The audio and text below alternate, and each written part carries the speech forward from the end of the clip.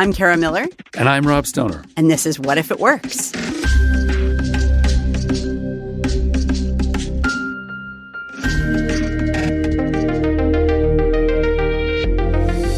From the MIT Energy Initiative, this is What If It Works, a podcast looking at the energy solutions for climate change.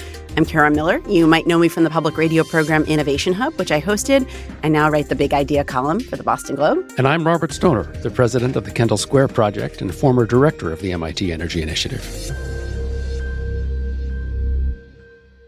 Good to see you, Kara. Good to see you, too. So let's talk about why we're doing this podcast. And I know you kind of wanted to start off with a story here. Well, I'm in the business of finding solutions to climate change, finding those low-carbon technologies that are going to enable us to move the economy of the world into a very different place.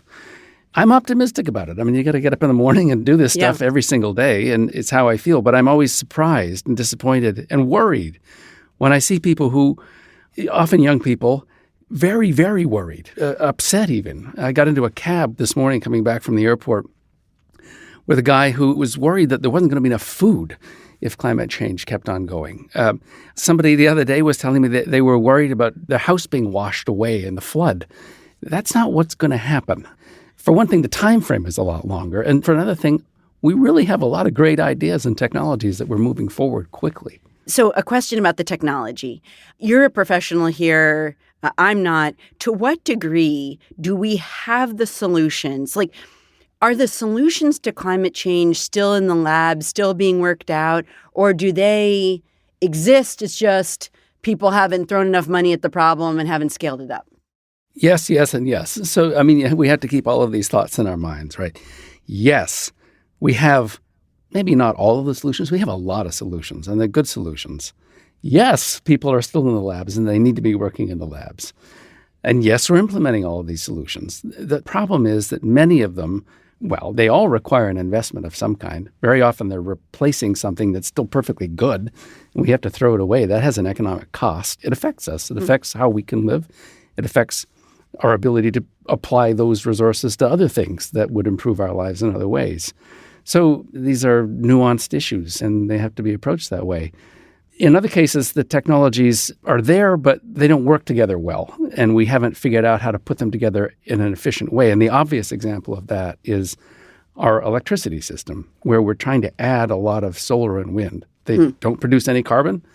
They're relatively cheap now, and we can put them up everywhere. But the sun doesn't always shine, and the wind doesn't always blow, as they say.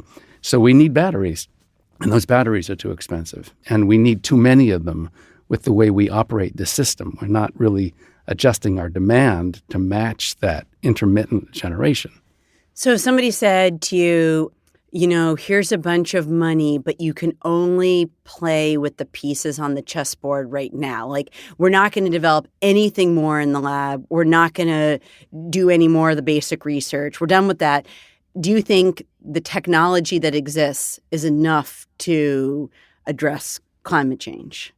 No. Okay. No. And, it is it's in a some big piece areas. of it, but there's a lot more that needs to be done. Yeah. I was just talking about the electricity system. There's a lot more to the energy system than the electricity system. We use energy in all kinds of ways. We heat our homes with it. I burn natural gas in my apartment in Boston, and in our summer house, we burn wood in the stove. Mm-hmm. Those things all emit CO2, and they represent a lot more energy than I use, at least, in the form of electricity. And so we have to find ways to replace those too. So electrifying everything is a great idea, and at the same time deploying a lot of zero-carbon electricity generation, solar, wind, nuclear. Mm-hmm. But we've got to find ways to decarbonize other parts of the transportation system than just personal cars that work pretty well as EVs. We've got to find a way to decarbonize industry, all the things we make that produce CO2 because they use heat. Cement is really a problem because it not only consumes natural gas to produce the heat that's required, which emits CO2 into the atmosphere, but that chemical reaction that takes place creates CO2. And so we even need a different material in that case. So I know one of the things we're going to do over the many episodes of this podcast is we're going to look at all these different technologies, but also funding. But just since you mentioned cement, let me just dive right in. I once had somebody say to me who invests in green technology, investors like investments they can understand. Something like, electric vehicles is kind of like a sexy technology, and like cement, I don't know, not super sexy generally. Do you think that there's a problem where there's a misalignment of what people are throwing money at and what they should be throwing money at? Absolutely. Okay. Because most of us are just like not there in the back rooms, and we don't, people assume that if there's a lot of money being thrown at electric cars, maybe like that's the problem and that'll solve everything if we all switch over. Well, let me give you a more sophisticated answer than absolutely. A lot of the problems that are represented by the things that we need to change right now, like electric cars, are easy to understand. We have cars, and we need to not use internal combustion engines anymore in fuel. We need to use electric cars, so we need batteries. So an investor can understand that. I have a new battery technology, and I want you to invest in it. And they can understand they can sell those batteries for new cars. But then there are other things that we're going to need in the future for which there aren't currently markets. Things like long-duration storage batteries for the grid, or direct air capture of carbon dioxide from the atmosphere. Both things we really, really need, but there isn't a big market for them right now. So the first thing, the long-duration storage batteries, is that like, we captured a whole bunch of solar from this, solar farm in Arizona, but we need to like put that somewhere so that we can transport it, or we can keep it for the nighttime or whatever. Is that and return it to the grid. Okay. Right, exactly. And the more the grid is decarbonized with solar and wind, the more storage you need. Now, we're at an early stage, though, in deploying solar and wind. It's still a relatively small fraction of our total electricity supply. So we can deal with the intermittency just by turning up and turning down the existing generation systems we have, the gas, and with, fortunately, less and less frequency, the coal plants that are still out there. So just to get back to this hopelessness question, if some of the technology has not been developed, if a lot of it has not been scaled in the way that it should be, if people are not necessarily deploying money towards the right things, and we've already seen these massive heat waves and we've seen the earth heating up, what makes you hopeful? Because that doesn't sound necessarily like a recipe for hope. So tell me, what makes you – I know you're a very hopeful person, so, what makes you hopeful? I grew up hopeful every day. I get up hopeful every day. But, I think it's a question of thinking about where we're going to get to. I mean, what is the objective here? The bad news is that we're very close to the 1.5 degree threshold that people are concerned about. And it's a real threshold. That's not an arbitrary number. It represents a temperature beyond which the CO2 concentration in the atmosphere is probably so high that we won't be able to get the temperature back down to where it was earlier in the century. If we go beyond it to 2, it kind of hangs around 2, and it might float up a little bit and take a long, long time to come back down again. So there's a sort of a transition that occurs there. So what we're trying to do here is stay as close to that threshold as we can, not go far beyond it, and also give ourselves time to adapt to the changes that are going to occur. It's already warmer. It's going to get warmer. Right. Water is going to get higher. People are going to have to move because agricultural productivity is going to shift around. It's not going to go away. And the more time we give ourselves to shift around with that productive capacity and other aspects of the way we live, the less stress there will be on society. Trying to do it very quickly creates stresses of another kind. I mean, and we're all familiar with the life issue that people are confronting in the Midwest that has become a political issue of the decline of industries that use conventional energy. If you push very aggressively to shut those industries down, those people really suffer. And they suffer just exactly in the same way they're going to suffer 100 years in the future as a result of a global temperature rise. So, one of the big questions I have about this is human behavior and sort of how you innovate around human behavior. It seems like asking people, it's not like vegetarianism is new, for example. Yet, when you look at like the percentage of Americans that are vegetarian, it's very small. I'm not sure, 5% less, something like that. I also look at the cars around me. I feel like during my lifetime, they've gotten really, really big. Now they're just a lot of huge cars. So I think many people, both who eat meat and who drive big cars, will tell you they do care about the environment. So I also feel like one of the big questions is, do we have to kind of innovate around human behavior? You know what I mean? Because human behavior seems to be like looking for comfort and looking for what feels good. And it's hard to like cut things out of your life. Yeah, we are the people we are.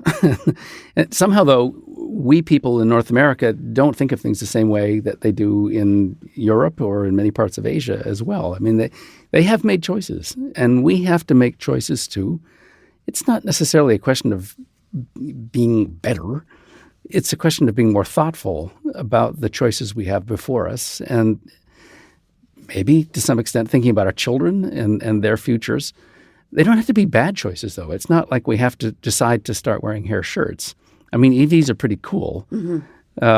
Heat pumps are pretty cool. I mean, energy-efficient buildings are pretty cool and warm, depending on what you need. So we shouldn't hide from these choices. I mean, society really has to engage with them and get on with it. We develop policy and programs that are, intended to drive people toward these sorts of choices. And you're right; they seem to be kind of ineffective sometimes. I mean, on the other hand, like when you talk about policies, you think about like the energy saver sticker that you see on washing machines. Like you can also, from a governmental level, I guess, say, California's doing this. We're only going to sell this kind of car, or we're only going to sell cars with this mile per gallon or above. So whatever you choose, you can choose anything, but 15 miles a gallon you can't choose. You're right. President Biden came out recently with a new policy that is trying to constrain car companies to produce cars that are less emitting overall. It's not requiring people to buy electric cars, and it's not requiring car companies to make electric cars. It's just saying that overall you got to make cars that have lower emissions as a fleet. You can try to do that, and it's a perfectly reasonable thing to do. It doesn't force people to give up their internal combustion engines. It does sort of push society in a particular direction, and those sorts of standards, which are called CAFE standards, have been very effective in cleaning up the American automotive system. We still tend to favor these gigantic cars. Right. And the electric Hummers is just sort of a classic example of what are we thinking? So then when you think about human behavior and how science thinks about that and tries to mitigate climate change, when you get together with scientists, what do they say in terms of, I mean, because you actually have to have something for a lot of people. Depends on what it is. If you're a government regulator, it's different. But like if you're creating something that's coming in through the market, you have to have something that people want. So if you're like, here, I'm selling this very tiny car, and people are like, yeah, I'm not really that interested in that. That's not going to work. Yeah. But we don't invent cars at MIT. Right. Well, not too much. Yeah. We focus on the technologies that enable cars to run cleaner. And so we're not trying to make those choices for people. We're in the business of trying to create options for people to be able to choose. But you do have to choose. I have a colleague, a very close colleague, who I won't name, who drove around a Chevy Suburban for many years, an old one. Drove it all the way from California to come to MIT to join the faculty. And its license plate was tax CO2. In other words, I'm not going to make that choice unless there's a policy that forces me to make that choice. And I think the reason is interesting. I'm not going to make that choice myself alone unless I know that everybody else has to make that choice too and suffer in the same way. And I'm not ready to get rid of my car. Right. My car's not that old. I'm going to hang on to it for a few more years. So, back off about me driving this big car. There's a reality that we live in. It's interesting about that issue of the carbon tax, because I talked to a couple of economists, a Republican and a Democrat a few years ago, and what shocked me was that they agreed there should be a carbon tax. And as far as I can tell, there is zero traction on any sort of carbon tax, like in national politics. I can't imagine. People just don't really like taxes. So I don't know. That doesn't seem like an idea that's getting off the ground. But what just shocked me was that people like academics on either side of the aisle were like, yeah, it's obvious we should totally do that. It is obvious. I mean, it's the obvious thing to do if you tax CO2 emissions, then people will emit less. Right. It's exactly what you should do. But we do use the tax system, but we use it to provide tax credits. We've got this system now of carrots, no sticks, as provided by these two major pieces of legislation, the Inflation Reduction Act and the Bipartisan Infrastructure Law, which is not bipartisan, and the Inflation Reduction Act isn't very inflationary reduction either. But they're good at naming things in D.C. Yeah, Accurate naming. So the federal government has said that's the way we're going to go. We're going to try to incentivize people to do the right thing. At the state level, we have applied not necessarily taxes, but we've applied mandates that say you got to have this much zero carbon electricity in your system. And it's possible to trade in renewable energy credits that are created through those mandates to do something like apply a tax to the industry, force it to go in a certain direction. They've been very effective. The Canadians do have a carbon tax, and it's one that's going to wind itself up to something like $170 a ton. Wow, okay. By 2030. So it's a very aggressive carbon tax. And I was talking to a Canadian yesterday who was complaining about it, so it must be doing something. The Europeans are about to implement something called the Carbon Border Adjustment Mechanism, CBAM, which is going to tax the CO2 associated with products imported into the EU. They're going to say cars China, or washing machines or whatever? China, you're going to make that product that we're trying to make in the EU. We're going to tax carbon in the EU. We're going to tax your products as they come into the EU, unless you're going to either clean them up so they don't have very much carbon in them or tax them yourselves. We're going to see more of that. And that kind of thinking, I think, is sort of almost dangerously but intriguingly aligned with this sort of tariff enthusiasm that certain political candidates have demonstrated. So let me ask you a little bit about China and India. And actually, I've been hearing a ton about China making electric cars that are a fraction the price of what we have here, but we don't have them here because tariffs. They have them in Europe. Right, yeah, I know. But yeah, there's just a lot of protectionism, at least with cars here.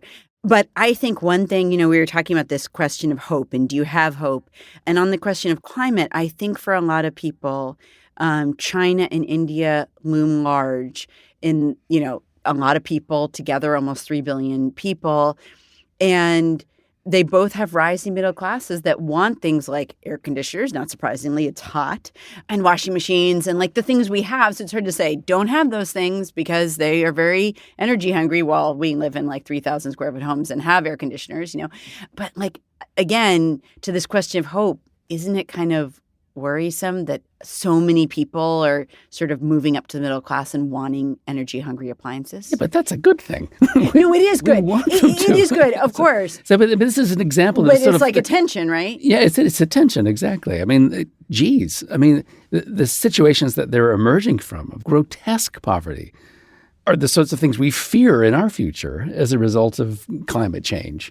So trying to persuade them not to economically develop so that we won't have a problem in the future is absurd. Right. And it's offensive to them. And a losing proposition, probably. Totally. Nobody's going to buy that. And we have, in large part, exported our manufacturing-related emissions to these low-income countries at the same time. And to turn around now and sort of insist that they decarbonize themselves mindlessly is unfair. We need to encourage them to decarbonize themselves and develop low-carbon economies, but we're going to have to pay them to do it. We're going to have to either pay more for the product so that they can have carbon taxes within their own borders, or we're going to have to literally make transfers via the multilateral and bilateral development banks, the World Bank, USAID, and other organs of the U.S. government, to make it possible for them to invest in these technologies when they have the option to invest in dirtier technologies that cost less. That's a really hard thing to do, and talk about a political problem. Which of those things, if either or both, do you see happening?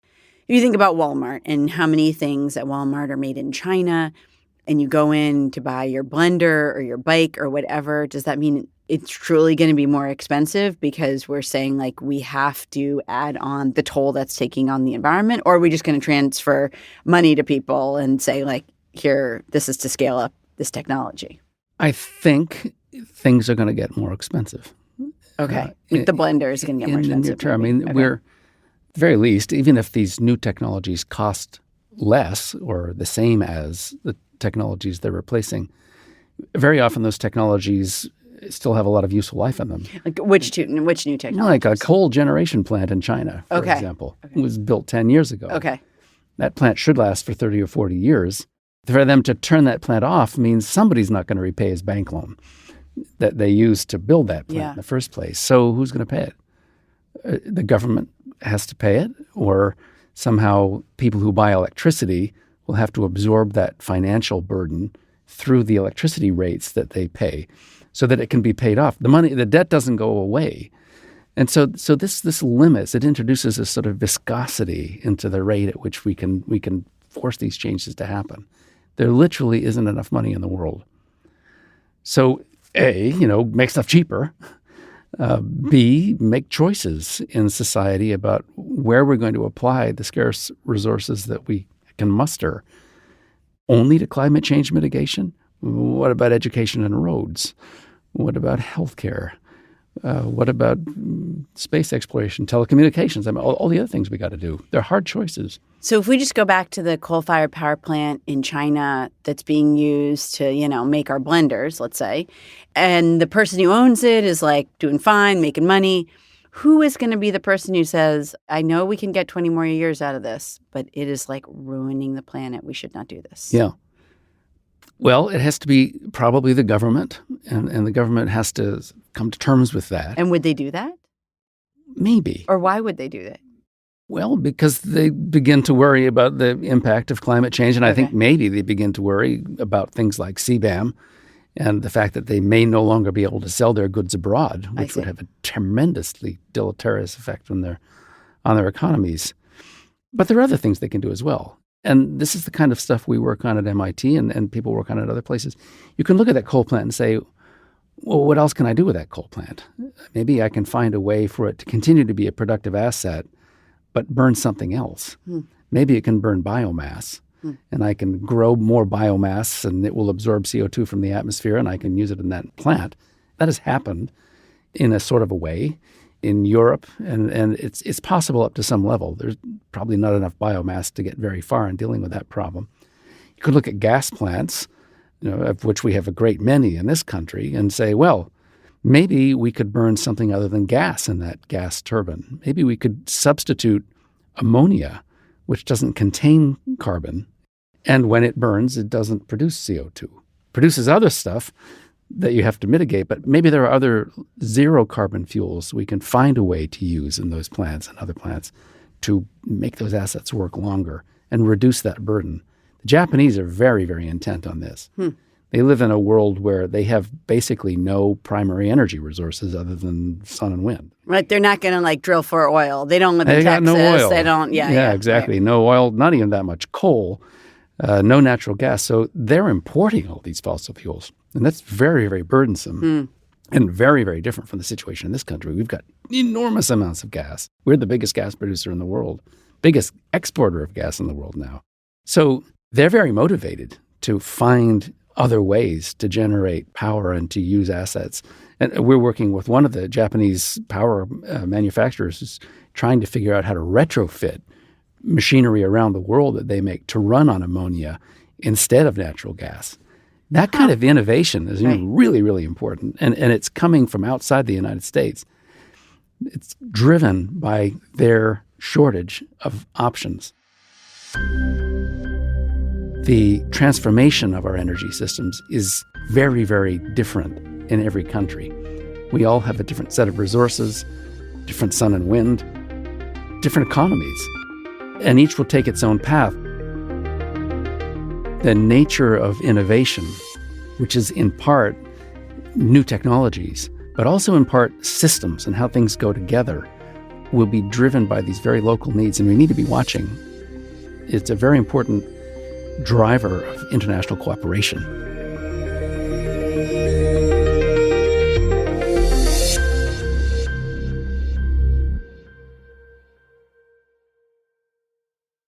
Let me just go back to this question about India and China. You've been involved so much in international discussions about climate change. I know China's the number one emitter right now. more than twice, I think, what the U.S. emits, though I should say on a per capita basis, we still emit quite a bit. We win. Yeah, exactly. If that's a prize you want to win, then yes. Do you hear from those countries? I mean, you were talking about Japan before, and it's just a much richer country, I'm guessing, on a per capita basis than China. What do you hear from those countries? Do they care about climate change? Because there are pressing issues, like you have to care if people are going to eat next week before you care if things are going to be too hot 5 years from now, you know? Yeah, it depends on the country. I mean, we're talking about rich countries when we're talking about Japan. I mean, it's still a very, very large, heavily industrialized economy, very highly educated population, very high standard of living. They are motivated to mitigate climate change. You think so? Both of those countries? I mean, they're looking at the temperature increases and they're saying, geez, this is going to cause real disruption in our country if we have to suddenly start shifting things around and people have to relocate and our agricultural system falls apart. I mean, that's bad. Oh, and so people are dying during heat they're waves, into it. Right? Yeah. We don't have to persuade countries like Japan that they need to do something about climate change, but their options are very constrained. They not only have very limited primary energy resources, if they decided to continue to burn fossil fuels, they don't have anywhere to put the CO2 if they somehow find a way to capture it and want to, say, sequester it in the ground using a technique called carbon capture and sequestration, which we've been developing in America and it's been developed in other countries as well. They'd have to actually pay someone to take their captured CO2 away to another country and put it into a geological formation that would accept it. Okay, so They're it gets also taken away on a boat. Okay, okay. So these countries have very, very constrained options, and they really do need to be creative, to be innovative, to find new ways to put them together.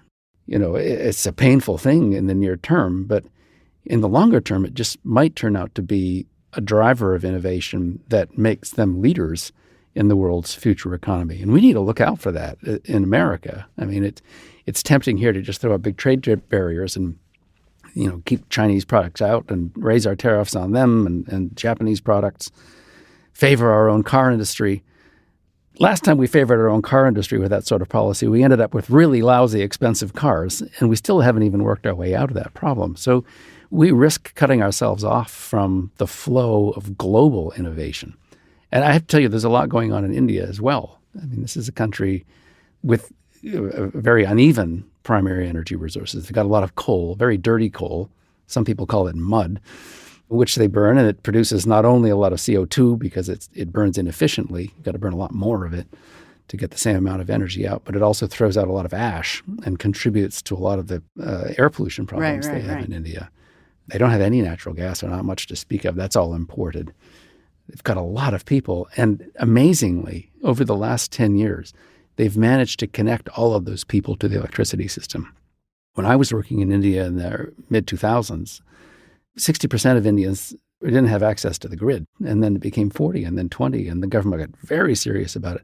Now everybody's connected, but the system is dominated by coal generation. So they've now got growing demand. People are getting richer, accustomed to using electricity for stuff like air conditioning that they didn't used to have. And they've got to deal with it very urgently. And so they're also looking at co-firing with zero carbon fuels in existing facilities. But they're really looking at solar and wind. And here you have a country that's very motivated to do this and a very large educated engineering workforce, a very large low-cost labor force. And they're finding ways to do solar projects and onshore, at least, wind projects that are much less expensive than we know how to do. That's really interesting. And so they can begin to do things at a scale that we're unaccustomed to seeing. Right. It's really interesting to think about that then spilling over into their manufacturing industry. And suddenly we've got a country with a growing manufacturing base that's got a clean energy system, and they're exporting. Actually, there was this line that you said just a couple minutes ago that really caught me, and I have to go back to it. I think you said something like the U.S. risks cutting itself off from like global innovation or something. Here we are, 2024. We've had a Democrat in the White House for 3 years. In general, Democrats are a lot more care a lot more about climate change, or even talk a lot more about climate change. Some Democrats. So, I mean, really? Like, We risk cutting Well, ourselves it's off a from risk global whenever innovation? you start trying to subsidize things. I mean, trying to do even the right thing Yeah. or throw up trade barriers, you're distorting the economy. You're making it possible to do something that didn't used to be possible. Okay, fine, but that does carry risks because you're also reducing the competitiveness of the companies that begin doing those things. They're getting paid to do them.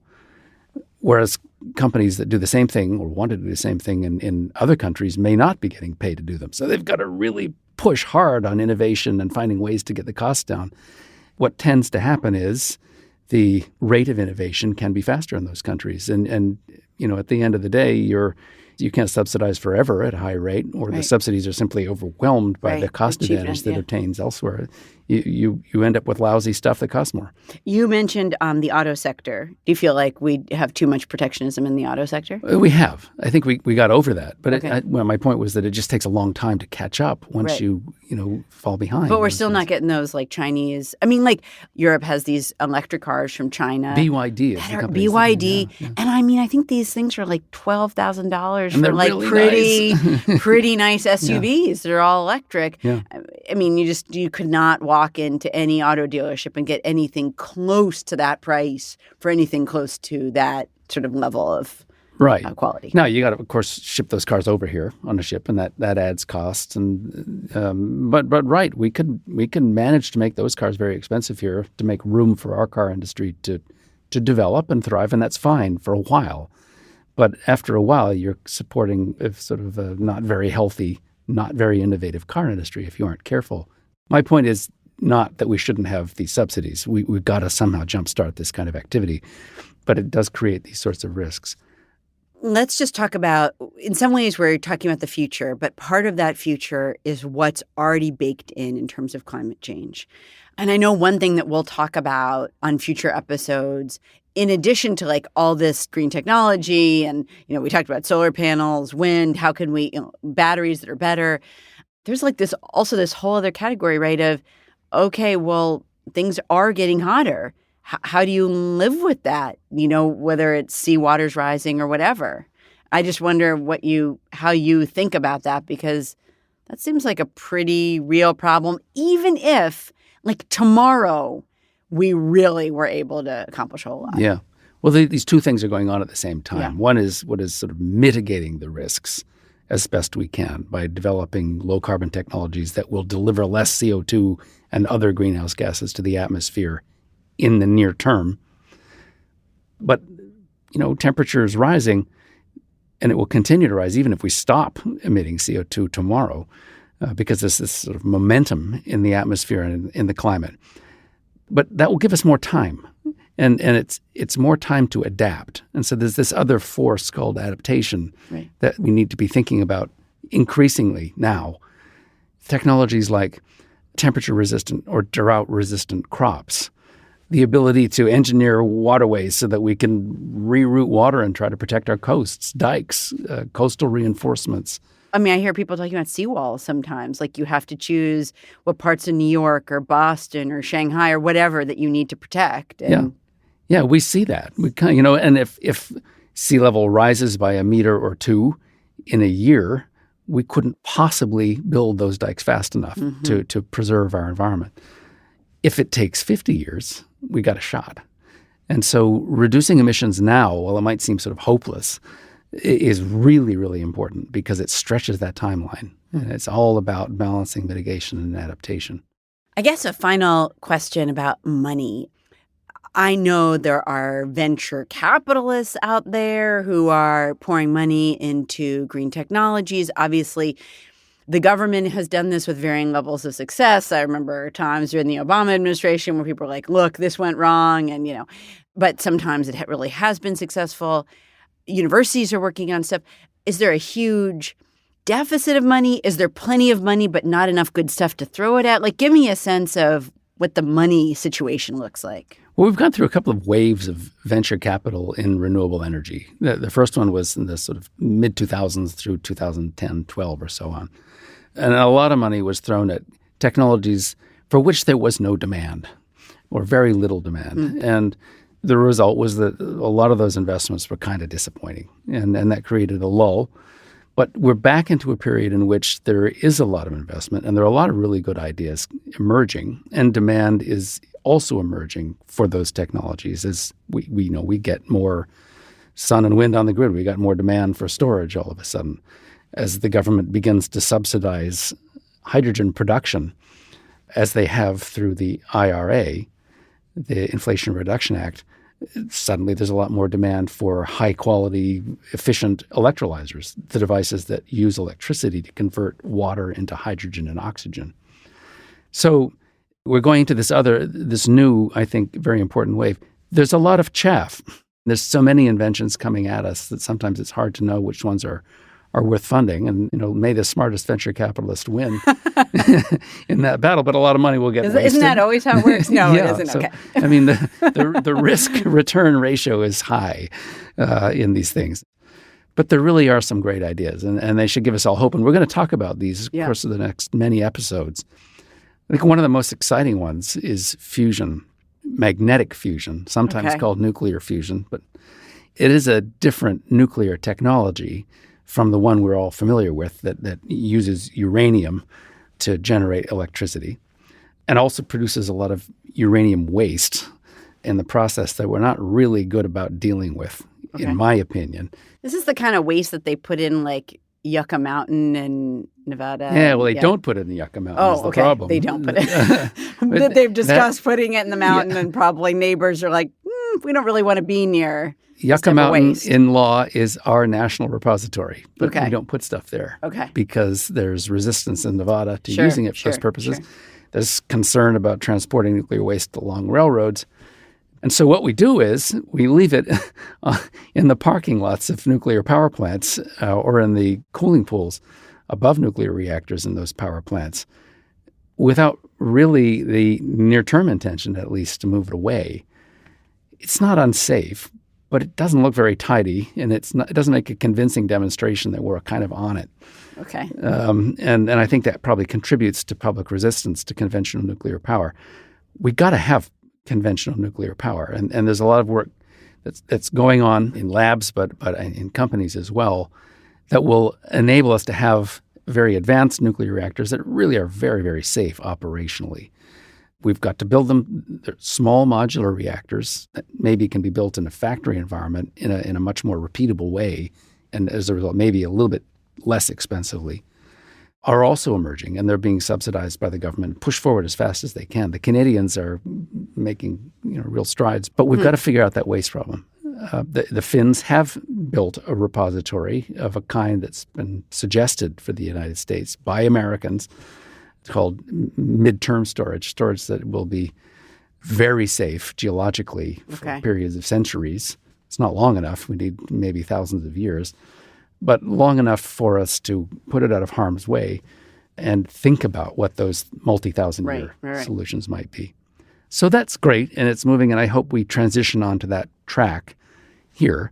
But at the same time, magnetic fusion and other forms of fusion, not fission, which combine light nuclei together to release energy, are advancing rapidly.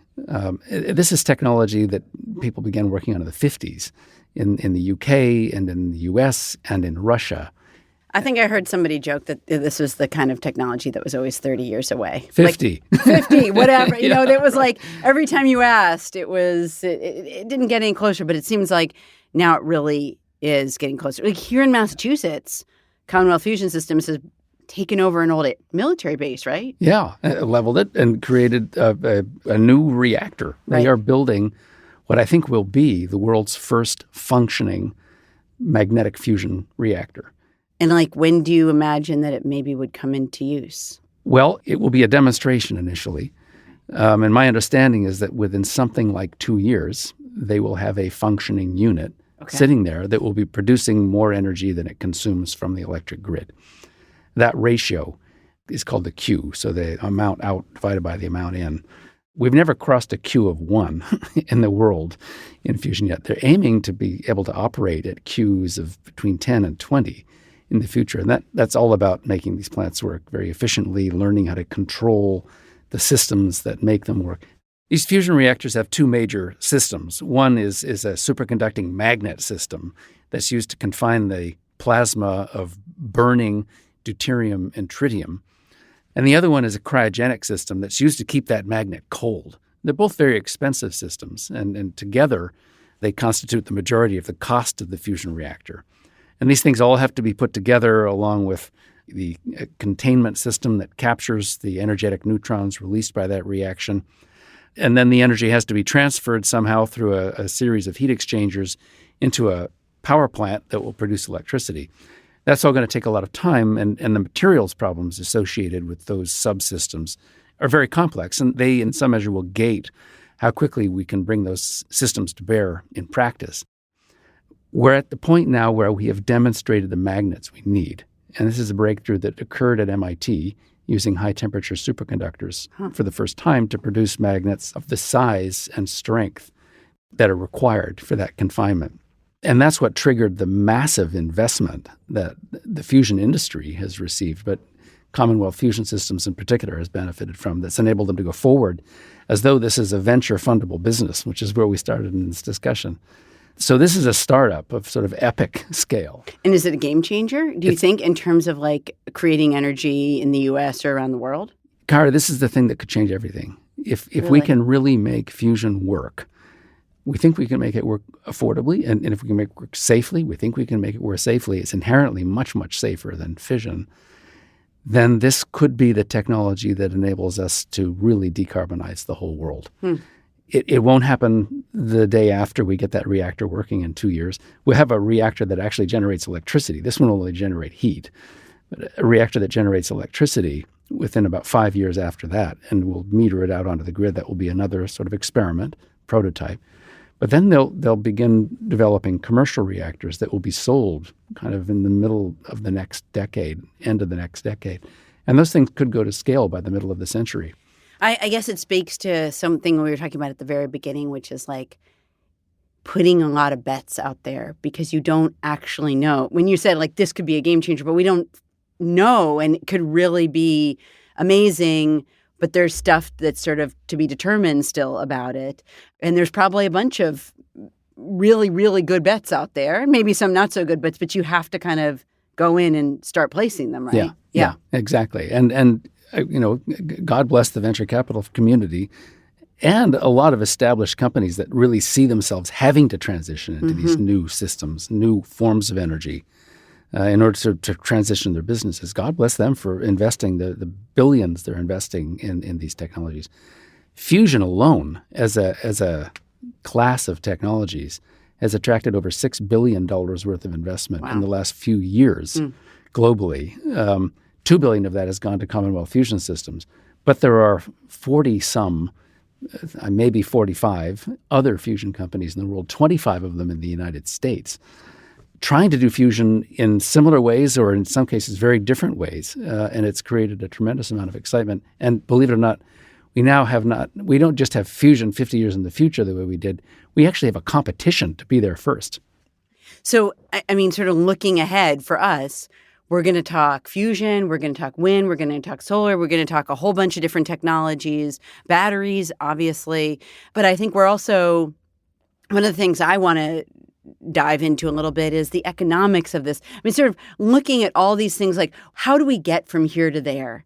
And what technologies are going to take us there, what economic approaches are going to take us there or are holding us back. And we kind of talked about the carbon tax and everything.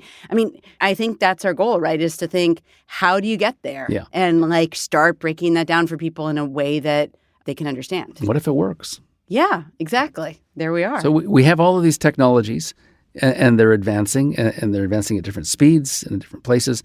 We have gaps. We have to figure out how to do stuff with electricity that we don't currently do with electricity. A lot of industrial processes, a lot of transportation processes. You ever see an electric airplane? You ever see an electric jet? No. But there's starting to be electric freighters out there on the oceans. There's starting to be methanol-powered freighters out there on the oceans. Maybe there'll be ammonia-powered freighters out there on the oceans. Stuff is advancing. We have to figure out how to put it together and make the new economy work with all of these different ingredients. We have to train people. And that unfortunately is a generational problem. And that's, again, an aspect of dealing with it. Right. And still being optimistic. One of my sort of rules of thumb is that to replace the energy infrastructure of a country costs about a GDP of that country. Like a whole year of them earning money and all the stuff. Yeah, like the value of here's all all the transactions money. that occurs. Right. Everything goes into it for a year. Obviously, you can't do that. Right. People can't eat. They can't. Nothing else happens. So how fast can you do it?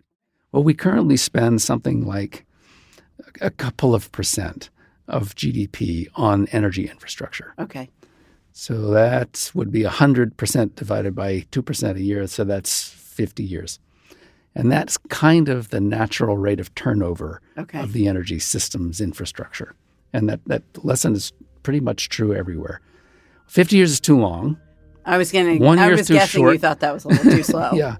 1 year is way too short, though. Right. So the right answer is somewhere in the middle. So how far can we push our economy to make stuff happen sooner? Is the answer 20 years? Maybe it is for the United States. Is it 50 years? Maybe it is for India.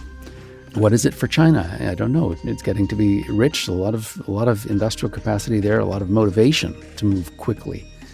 We don't know. We need to stretch it, and we need to adapt.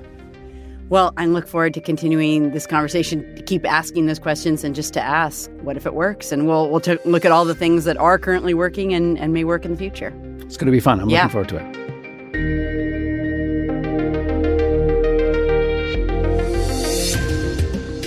What If It Works is a production of the MIT Energy Initiative. If you like the show, please leave us a review or invite a friend to listen. And remember to subscribe on Apple Podcasts, Spotify, or wherever you get your podcasts. You can find an archive of every episode, all of our show notes, and a lot more at energy.mit.edu/podcasts.